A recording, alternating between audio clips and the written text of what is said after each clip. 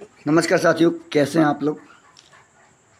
अच्छे होंगे। तो कल हमने कवर किया था बायोलॉजी का सेल चैप्टर जो काफ़ी इम्पोर्टेंस था। तो आज आप लोग के लिए काफ़ी इम्पोर्टेंस क्वेश्चन लेके आया हूं, तो प्लीज़ वीडियो को अंत तक देखना है। आज 10 क्वेश्चन आज भी लेके आया हूँ, कल भी 10 क्वेश्चन लेके आया था। तो बिना वेस्ट किए टाइम आगे बढ़ते हैं। प्लीज़ चैनल को सब्सक्राइब करिए और दोस्तों के साथ शेयर करिए। ज़्यादा कुछ नहीं करना चाहूँगा। चलिए, क्वेश्चन नंबर 11 आपके सामने। कोश का सिद्धांत किसने दिया था? Who proposed the cell of theory? कोश का सिद्धांत किसने दिया था? तो सिडल और श्रान ने दिया था। कौन दिया था? सिल्डन और श्रान ने दिया था। शॉन, ठीक है। क्वेश्चन नंबर 2 तथा सुडान, मतलब अलग अलग, सब कोई अलग अलग अपनी बात कही थी।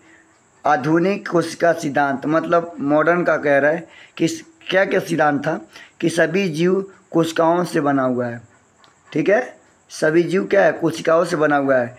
नवी कोशिका का निर्माण पूर्व स्थिति कोशिकाओं के विभाजन से होता है। सही बात है।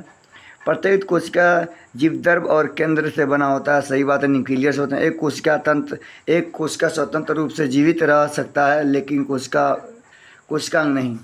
तो ये सब बातें कहे थे इन्होंने।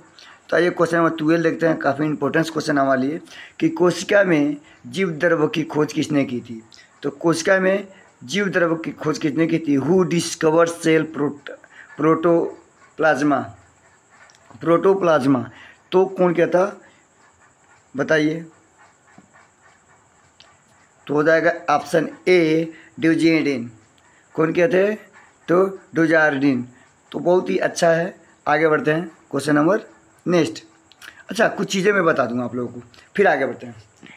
ये जो है, ये है सेल का न्यूक्लियस, और ये क्या है? Cell membrane.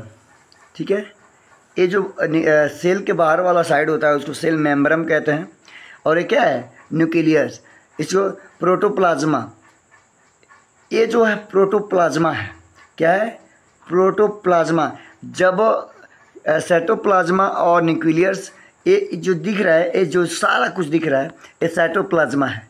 क्या है? ये साइटोप्लाज्मा है। साइटोप्लाज्मा और न्यूक्लियस जब आपस में मिल जाते हैं तो प्रोटोप्लाज्मा होता है। क्या होता है?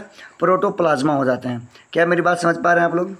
साइटोप्लाज्मा और प्रोटोप्लाज्मा हो जाता है जब, फिर एक बोला हूँ, ये न्यूक्लियस है, ये साइटोप्लाज्मा है, और ये क्या है? प्रोटोप्लाज्मा। जब मिल जाते हैं तो क्या होता है? साइटोप्लाज्मा हो जाता है। ठीक है, जिसे हम कोशिका झिल्ली बोलते हैं या प्लाज्मा झिल्ली बोलते हैं, कोई मैटर नहीं होता है। तो आगे बढ़ते हैं। क्वेश्चन नेक्स्ट, क्वेश्चन नंबर 13 को देखते हैं। किसने कहा कि कोशिका विभाजित होती हैं और नई कोशिकाओं का निर्माण पूर्व स्थिति कोशिकाओं के विभाजन से होता है? Who said that cells divide and new cells are formed from the pre existing cells? तो किसने कहा था?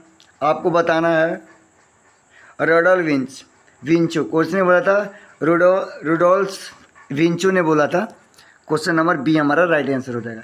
क्वेश्चन नंबर नेक्स्ट देखते हैं, सी देखते हैं कि ओमनिस सेलुला इज सेलुला किसने कहा था? हु सेड ओमनिस सेलुला इज सेलुला? तो आपको बताना है। Rudolf Virchow. किसने बोला था? रुडोल्फ विंचो ने बोला था। आगे बढ़ते हैं। हम फटाफट क्वेश्चन कराएंगे, टाइम नहीं लेना चाहेंगे आप लोग का। ठीक है। जंतु कोशिका की बाह्य आवरण है। Outermost layers of animal cell is, क्या है? देखिए, मैं बता रहा हूँ आपको। ये होता है सेल और ये होता है न्यूक्लियस। ठीक है।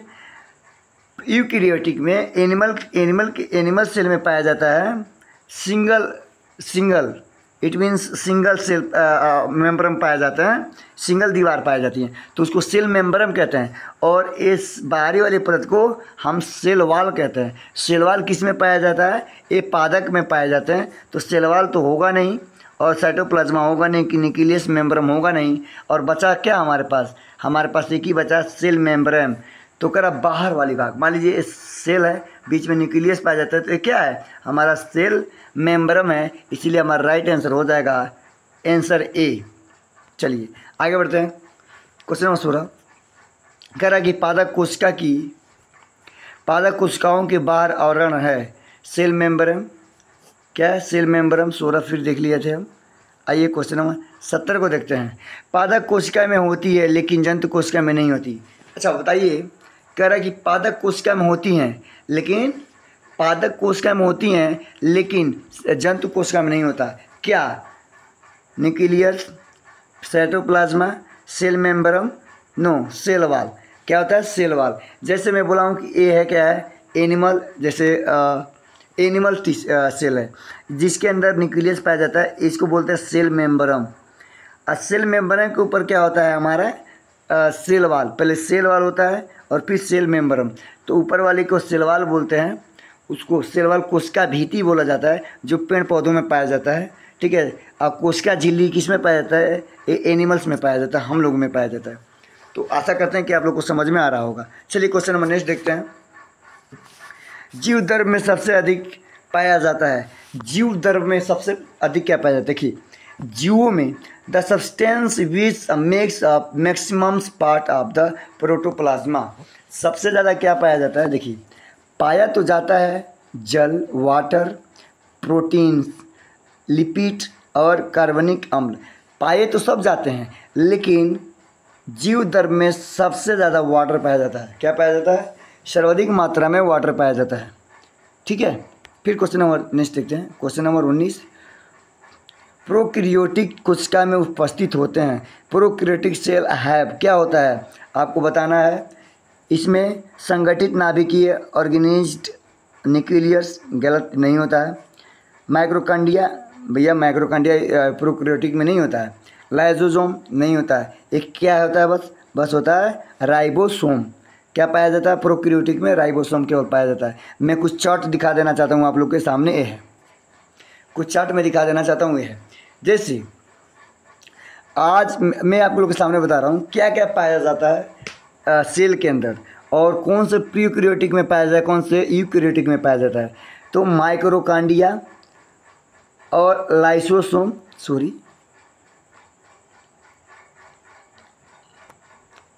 ठीक है, मैं बता दूं कि माइक्रोकांडिया, लाइसोसोम, अन्नद्रपड़ी जलीय मतलब endoplasmic reticulum and Golgi body, ठीक है, एंड प्रोटिक्स, सोमोटोजोन, राजधानी एंड केंद्र। अब माइक्रोकांडिया, क्लोटिंग, एंडोप्लाज्मिक रेटिकुलम्स, माइक्रोकांडिया, गोल्जी बॉडी, कॉम्प्लेक्सन, lysosomes, ribosomes, vacuoles, nucleus and nucleus. तो बस देखिए, राइबोसोम को छोड़ के सब कुछ यूकैरियोटिक में पाया जाता है। ह्यूमन सेल में पाया जाता है, मतलब एनिमल में पाया जाता है। लेकिन यूकैरियोटिक में केवल प्रोकैरियोटिक में केवल राइबोसोम पाया जाता है। नहीं तो ये सब किस में पाया जाता है?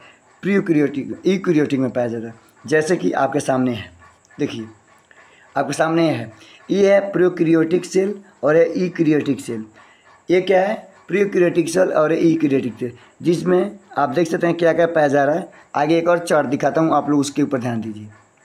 कह रहा है कि prokaryotic cell, prokaryotic and eukaryotic, कह रहा है कि ट्रू न्यूक्लियस एब्सेंट, वास्तविकता के अंदर अनुपस्थित होते हैं।